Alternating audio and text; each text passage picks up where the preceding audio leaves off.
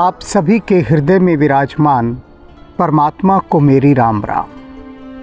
आज राम की माया की जो सेना है उसका विस्तार से वर्णन किया जाएगा। माया अपने पूरे लाव लश्कर के साथ चलती है। सेनापति हैं उसके और बड़े प्रचंड योद्धा हैं। ऐसे ऐसे प्रचंड योद्धा हैं कि जिन्होंने बड़े बड़े देवी देवताओं तक को धराशाही करके रख दिया। पूरा संसार इस माया की सेना से भयभीत है। और किस प्रकार से यह माया हम पर छा जाती है, हमें घेर लेती है और हमारा शिकार करती है, हमें खबर तक नहीं होती। इतने दबे पांव आती है, इतने दबे पांव कि जब यह अपना काम कर चुकी होती है तब हमें पता लगता है कि माया तो खा गई, माया छू ना पाए या माया के आते समय हम उसे पहचान जाएं। आज इन बातों को तुलसीदास जी बहुत गहराई से समझा रहे हैं। समझा तो काकभूषणी जी गरुड़ जी को रहे हैं, तो आगे वे क्या कह रहे हैं गरुड़ महाराज से काकभूषणी। कीट मनोरथ दारु शरीरा। एक दारू से तो आप सभी परिचित हैं, सारा संसार परिचित है। उस दारू के बिना तो पार्टियां होती नहीं हैं। लेकिन ये दारू यानी लकड़ी, दारू लकड़ी को भी कहते हैं। तो क्या कह रहे हैं काकभूषणी जी कि जो मनोरथ है ना, ये एक कीट है। कीट मनोरथ दारू शरीरा। शरीर एक लकड़ी है और ये जो मनोरथ है ये कीड़ा है। कीड़ा माने दीमक। देखा होगा आपने कि दीमक किस प्रकार से पूरी लकड़ी को खा जाता है और पता भी नहीं लगता। बाहर से सब ठीक ठाक दिखता है कि लकड़ी ठीक ठीक है, लेकिन अंदर से सारी लकड़ी को खा चुका होता है। और यही मनोरथ रूपी कीड़ा हर स्थान पर देख लीजिए आप, कोई ना कोई मनोरथ है। ये मनोरथ का जो कीड़ा है ना, ये हर शरीर रूपी लकड़ी के साथ लगा हुआ है और उसे खाता रहता है। मनोरथ कैसा भी हो, यदि कोई सोचता है कि मेरा मनोरथ दूषित नहीं है, मेरे तो बड़े अच्छे मनोरथ हैं। कई लोग कहते हैं हम भगवान को पाना चाहते हैं। ये जो प्रभु को पाना, भगवान का दर्शन करना, यह भी एक मनोरथ है, यह भी एक कीड़ा है। बिल्कुल ये मत जान लीजिएगा कि ये जो भगवान के दर्शन की लालसा करना, सोचें कि ये कोई कीड़ा नहीं है। ये तो उससे भी भयंकर कीड़ा है।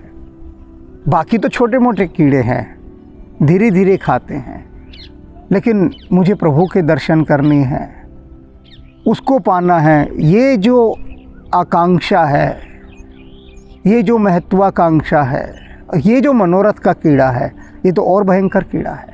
क्योंकि फिर सारी दृष्टि इस पाने पर ही लगी रहती है। ये जो निष्काम कर्म नहीं रह जाता है, जहाँ भी कुछ पाने की आकांक्षा हो गई वो सकाम कर्म हो गया। और सकाम कर्म की क्षमता बहुत कम होती है, बहुत छोटा होता है। निष्काम कर्म क्या होता है कि उसको भी पाने की इच्छा ना रहे, उसको भी पाने की। अब ये बड़ी भयंकर बात लगती है, क्योंकि यह इतनी ऊंची बात है कि अच्छे अच्छों को समझ में नहीं आती, अच्छे अच्छों को। अब मीरा ने कभी कृष्ण को पाने की कामना नहीं की। मीरा तो बस गाती थी, झूमती थी मस्ती में। कृष्ण ने ही आकर उसे छू लिया, कोई आकांक्षा ना थी मीरा को। और ऐसे अनेक भक्त हैं, अनेक भक्त जिन्होंने भगवान की कोई आकांक्षा नहीं की, और आकांक्षा नहीं की, कोई मनोरथ नहीं रखा, और प्रभु खुद दौड़े दौड़े उनके पीछे पीछे आए। पाछे पाछे हरि फिरे कहत कबीर कबीर।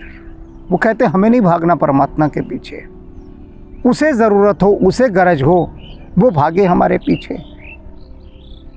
तो जो कबीर साहब ने कहा है कि अपने पीछे परमात्मा को भगाओ, बजाय कि तुम उसके पीछे भागो। तुम भागोगे तो पकड़ ही नहीं पाओगे, तुम्हारी हैसियत औकात बिसात है ही क्या।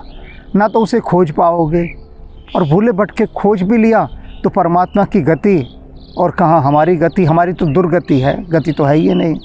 तब इसलिए ये जो मनोरथ का कीड़ा है, अशुभ मनोरथ हो या शुभ मनोरथ हो, दोनों ही कीड़े हैं। और इसीलिए कृष्ण ने स्पष्ट शब्दों में कह दिया है, निष्काम भक्ति, जहाँ काम ही ना हो। अब काम ना हो, निष्काम हो, इसके लिए तो बहुत बड़ी ट्रेनिंग चाहिए, बहुत बड़ी ट्रेनिंग। और ट्रेनिंग देने के लिए कोई ऐसा गुरु भी चाहिए जो स्वयं निष्काम हो। तब तो खोजते रहिए, लेकिन स्वयं से भी ये अभ्यास किए जा सकते हैं, स्वयं से, और बहुत लघु स्तर पर किए जा सकते हैं। तो काकभूषण जी कह रहे हैं कि गरुड़ महाराज, ये जो मनोरथ रूपी कीड़ा है, ये सबके शरीरों के साथ लगा हुआ है। जही ने लाग घुन को असधीरा, और ऐसा कौन है बताओ जिसके साथ ये घुन ना लगी हुई हो? सभी के साथ लगी हुई है। सुतबित लोक ईशना तीनी, कही के मति इन कृत न मलिनी। अब 3 चीज़ कह रही हैं वो। सुत, पुत्र की प्राप्ति, जिसे देखो सारा संसार यही कहता है कि पुत्र की प्राप्ति हो जाए। ढेर सारी महिलाओं के मेरे पास व्हाट्सएप आते हैं कि कोई ऐसा उपाय बताइए कि हमें पुत्र की प्राप्ति हो जाए।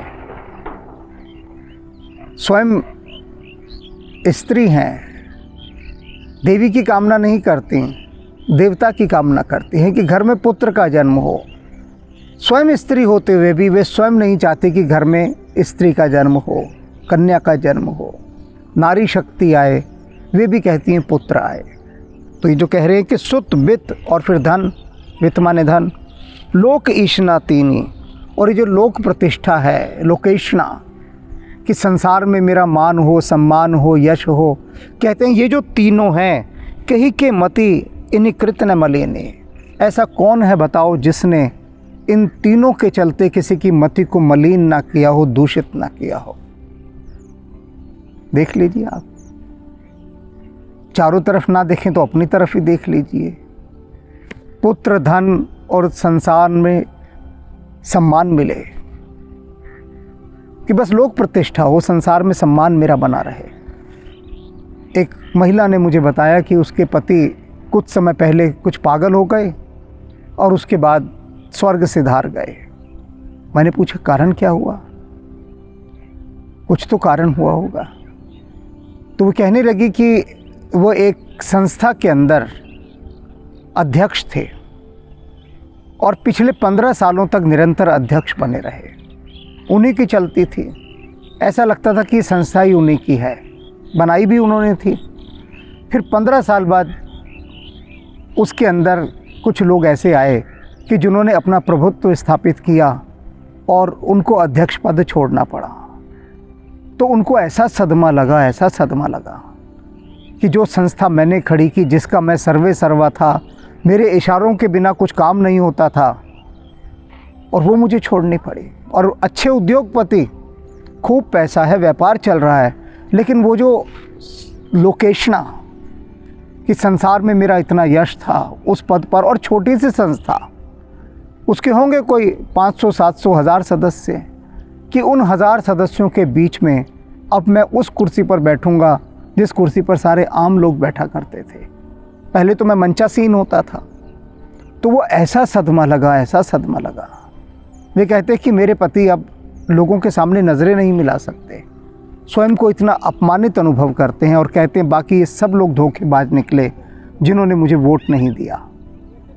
और धन ने भला किसकी मति मलिन नहीं की? इसमें तो कुछ समझाने को बचा ही नहीं है, क्योंकि धन के कारण ही इतने क्लेश हैं, इतने झगड़े हैं, इतने वैमनस्य हैं, इतने विवाद हैं। ये सारे झगड़े धन पर ही तो केंद्रित हैं।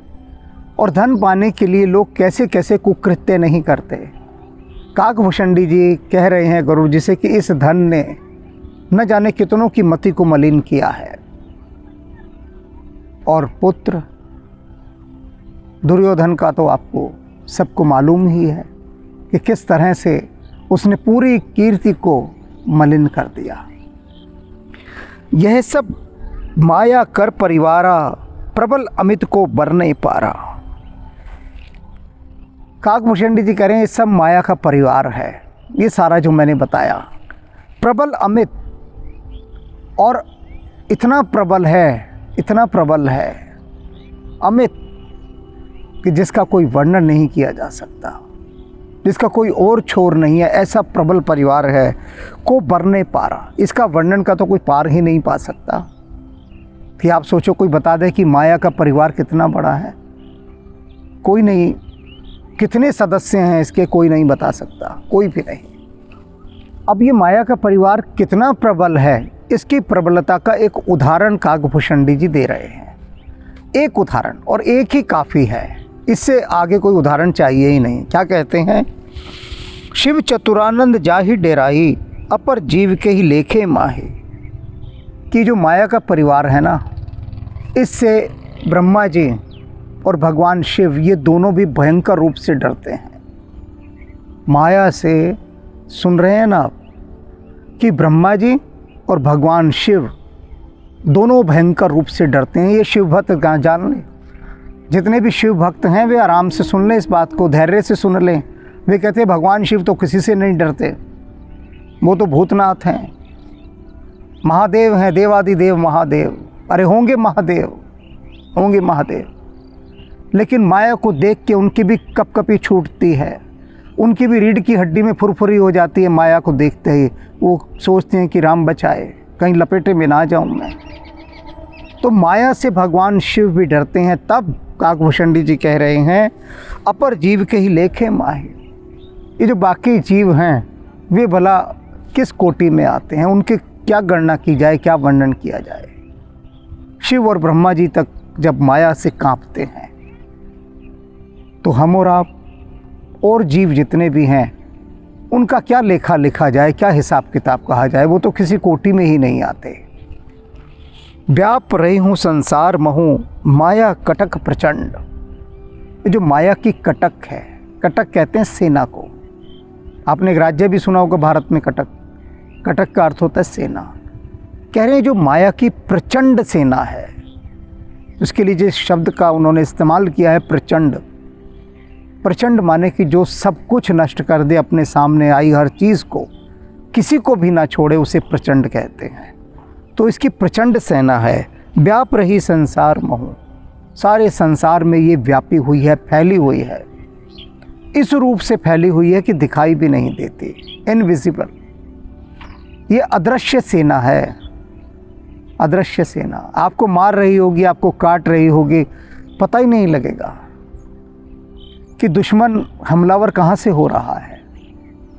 आप सोचिए, ऐसा शत्रु जो अदृश्य हो, आपको पता ही नहीं, खबर ही नहीं कि आप पर हमला हो रहा है, लगातार हमला किया जा रहा है। तो अदृश्य शत्रु आपको कभी भी, कहीं भी, किसी भी समय मार सकता है। जो दिखाई देता हो उससे तो लड़ा भी जाए, अब जो दिखाई ना देता हो उसका क्या कीजिएगा बताइए। उसको महसूस किया जा सकता है, लेकिन माया की सेना उन स्थानों पर भी घात लगाए बैठी है जिन कोशिकाओं से महसूस किया जा सकता है। उन संवेदनाओं पर भी वह छा जाती है जिनसे आप महसूस कर सकते हैं। सेनापति कामादि भट्ट। अब इसके सेनापति कौन से हैं? काकभूषण जी कह रहे हैं अब मैं सारी सेना को तो नहीं बता सकता, पूरे परिवार को, लेकिन कुछ कुछ मैं बता दूं ऊपर ऊपर से, कि काम, क्रोध और लोभ, ये तीन इसके मुख्य सेनापति हैं। तीन सेनापति। हमारी भी सेना होती है ना, सारे संसार की सेना होती है। तीन भागों में सेना बटी होती है, जल सेना, थल सेना और वायु सेना। तीन होते हैं ना। अब तीनों के सेना अध्यक्ष होते हैं। तो माया के भी तीन सेना अध्यक्ष हैं, काम, क्रोध और लोभ। ये तीन सेनापति। एक एक सेनापति देख लो कितना भयंकर है। काम किसी को नहीं छोड़ता, क्रोध सबके हृदय में डेरा डालता है, लोभ प्रत्येक क्षण सक्रिय है। तो काम, क्रोध और जो लोभ हैं, ये तीन इसके सेनापति हैं। भट, दंभ, कपट, पाखंड, और अब इसके योद्धा भी चाहिए। जब सेनापति हैं माया के, तो सेनापतियों के साथ सेना भी चाहिए ना। तो सेना के अंदर जो सिपाही हैं वो कौन कौन से हैं? काम, क्रोध, लोभ तो सेनापति हो गए, और दंभ, कपट और पाखंड ये योद्धा हैं। दंभ, कपट और पाखंड। अब माया क्या करती है? माया इन तीनों के माध्यम से पूरे संसार में खेलती है। ये जो संसार में इतना अत्याचार, अनाचार, धोखा, ये सब हो रहा है, किस कारण से हो रहा है? कि माया ने ये दंभ, पाखंड इन सब को चारों तरफ फैला दिया है। अहंकार ही तो है जो हर चीज़ को दूषित कर रहा है।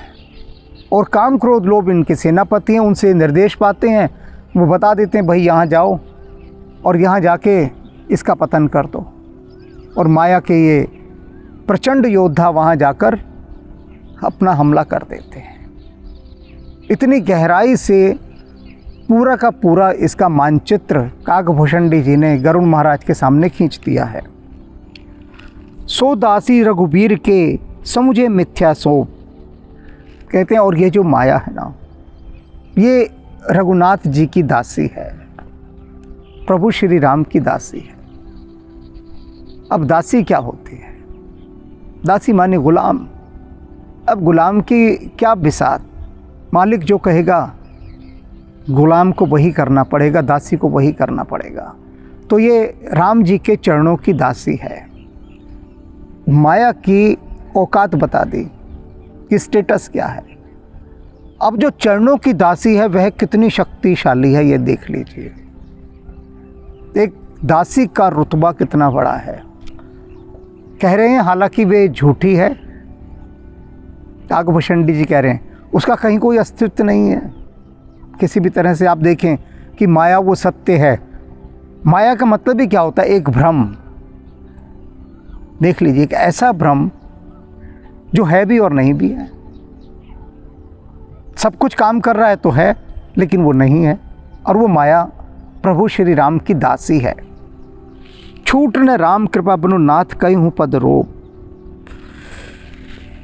कहते हैं कि मैं ये प्रतिज्ञा करके कहता हूँ, काकभूषणी जी कह रहे हैं, छूट न राम कृपा बिनु नाथ कहीं हूँ पद रोप, कि राम की कृपा के बिना ये माया नहीं छोड़ सकती। ये मैं प्रतिज्ञा के साथ कह रहा हूँ, काकभूषणी जी कह रहे हैं, कसम खाकर कह रहा हूँ कि जब तक राम की कृपा नहीं होगी ना, लाख जोर लगा लो, ये छूटेगी नहीं। क्योंकि राम तो मालिक हैं, स्वामी हैं, और जब तक स्वामी का संकेत प्राप्त नहीं होगा तब तक माया नहीं छोड़ेगी। तो राम की कृपा चाहिए।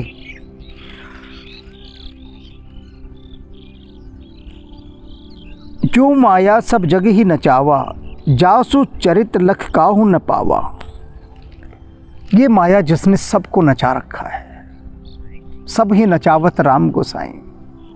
ये जो राम की माया है यही तो सबको नचा रही है, सबको नचाया हुआ है। लेकिन जासु चरित्र लख काहू न पावा, उसका चरित्र ना कभी कोई देख पाया है, ना कोई समझ पाया है, कोई उसका भेद नहीं पा पाया। सबको नचा रही है लेकिन उसका भेद किसी ने आज तक नहीं पाया, किसी ने भी। तो पक्षीराज ये बात जान लीजिए कि जो माया है ना वह अति बलशाली है, कोई उसका भेद नहीं पा सका। सोई प्रभु भ्रभु विलास खगराजा, नाच नट्टी इव सहित समाजा। कहते वही माया जिसको कोई जीत नहीं सकता, जिसका कोई भेद पा नहीं सकता, वही माया प्रभु श्री राम की भ्रुकुटी का संकेत पाकर, भ्रुकुटी क्या, भवों का, मुंह से कुछ नहीं कहते प्रभु श्री राम, सिर्फ भवों से संकेत करेंगे। और भ्रुकुटी के संकेत मात्र से ये माया अपने परिवार के सहित एक तरफ निकल जाती है। यानी अगर इशारा करके किसी तरफ देखा माया की तरफ, और माया को भ्रुकुटी से कहा कि देख ये मेरा आदमी है, इस इशारों से कहा निकल ले यहाँ से, तो माया अपने पूरे परिवार को समेट कर वहाँ से चली जाती है। उस व्यक्ति की तरफ देखती तक नहीं। लेकिन संकेत प्रभु श्री राम की भ्रुकुटी का चाहिए। और उसके बाद ये सारा पसारा माया एकदम से समेट लेती है, सब कुछ वाइंड अप कर लेती है, कुछ नहीं होता फिर माया का वहाँ। जैसे काकभूषणी जी का क्षेत्र, उस क्षेत्र पर राम जी की कृपा है, तो राम जी ने अपने भ्रुकुटी के संकेत से माया को कहा कि जिस क्षेत्र में काकभूषणी रहता है ना, वहाँ नहीं जाना तुझे। माया ने हाथ जोड़ दिए कि जैसी प्रभु आपकी इच्छा, और वो पूरा क्षेत्र माया के प्रवेश के लिए प्रतिबंधित हो गया। तो सार क्या है, हे पक्षीराज, हे गरुड़ महाराज, सार यही है कि राम की कृपा पा लीजिए, और उनकी कृपा प्राप्त करने के बाद ये माया स्वतः ही आपको नहीं छुएगी। आप नहीं बच सकते इससे, कोई नहीं बच सकता। जब शिव और ब्रह्मा तक माया से थर थर काँपते हैं, भयभीत रहते हैं कि कहीं लपेटे में ना ले ले, तो ये डर डर कर क्या जीना है। ऐसे सुरक्षित क्षेत्र में रहिए ना। जैसे अभयारण्य है, अभयारण्य के अंदर सारे पशु पक्षी सब निश्चिंत होकर रहते हैं, उन्हें पता है यहाँ हमारा कोई शिकार कर ही नहीं सकता, क्योंकि सरकार ने ऐसे जंगल बनाए हैं जहाँ पर किसी भी पशु पक्षी का शिकार करना प्रतिबंधित है, कोई कर ही नहीं सकता वहाँ शिकार। तो उसको अभयारण्य कहते हैं। अभयारण्य माने अभय, जहाँ भय ना हो। अरण्य माने जंगल, ऐसा जंगल जहाँ पशु पक्षियों को कोई भय ना हो। और ये संसार क्या है, तो बड़ा भयानक जंगल है, और इस जंगल में शिकारी शिकारी हैं, हर एक शिकारी है, और वो माया के द्वारा शिकार किया जा रहा है। जितने शिकारी हैं सब माया के हैं। तो इन शिकारियों के बीच रहकर कैसे बचिएगा इस जंगल के अंदर। तो जब राम जी की सरकार ये कह दे कि इसकी तरफ देखना भी नहीं है, तो माया वहाँ कुछ नहीं कहेगी, कुछ भी नहीं कहेगी, दूर रहेगी उससे, बल्कि खुद ही दूर रहेगी। तो इस बात को काकभूषणी जी ने बहुत ही सरल, सहज और बोधगम्य रूप से समझा दिया। और हमें ना समझना खूब आता है, हम समझने को तैयार ही कहाँ हैं। कितना समझा दें काकभूषणी, भगवान शिव, नारद, सनकादि, अरे कोई कितना आकर समझा जाए, कितना भी समझा जाए। है बहुत बरसी धरत्री पर अमृत की धार, पर नहीं अब तक सुशीतल हो सका संसार। भोग लिप्सा आज भी लहरा रही उद्दाम, बह रही असहाय नर की भावना निष्काम। बुद्ध समझा कर चले गए, महावीर समझा कर चले गए, कबीर चले गए, नानक चले गए, न जाने कितने कितने आए समझाने। रामकृष्ण परमहंस तो बिल्कुल सहज और देहाती भाषा में समझा कर चले गए। समझाने वालों की कमी नहीं रही, लेकिन हम ना समझने वालों की भी कमी नहीं है। समझाने वाले तो दो चार आए होंगे, अरे हम ना समझने वालों की तो भीड़ की भीड़ है। हमने तो कसम खा रखी है कि हम कुछ समझेंगे ही नहीं। क्यों कसम खा रखी है? क्योंकि माया ने ये कसम खिलवा दी है। और राम जी की कृपा प्राप्त हो जाए, वे भ्रुकुटी का संकेत कर दें, तो फिर ये सारी रस्में, सारी कसमें सब टूट जाएंगी। राम राम।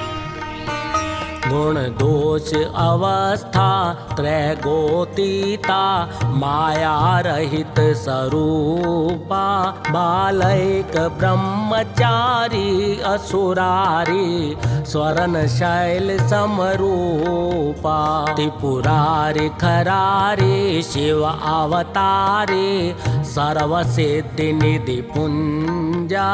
बलवेक पराक्रम मति गुण आदिक, नमत तोर पद कंजा। नमत तोर पद कंजा।